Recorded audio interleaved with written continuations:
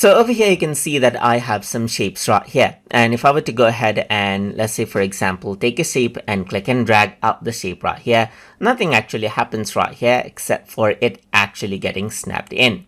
But what I can actually do is I can go around onto view and enable something called dynamic guides. So once I go ahead and do that and snap onto the edge right here, what happens is that it actually goes ahead and gives me a dynamic guide right here so that I can align this particular shape with this particular shape right here. Similarly, I can go around over here and you can see that I got this dynamic guide right here, and I can simply go ahead and utilize this particular guide right here to make sure it is aligned to the same line. So let me just go around over here and then just touch it, and here you can see that you get the guide right around over here as well. Similarly, you can see that I even get the diagonal line guide right here just like this, and this gives me a rough idea on where I can start something out right here just like this.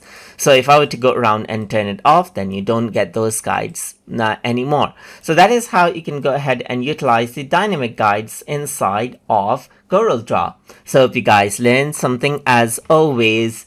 And as always, please like, comment, share, and subscribe.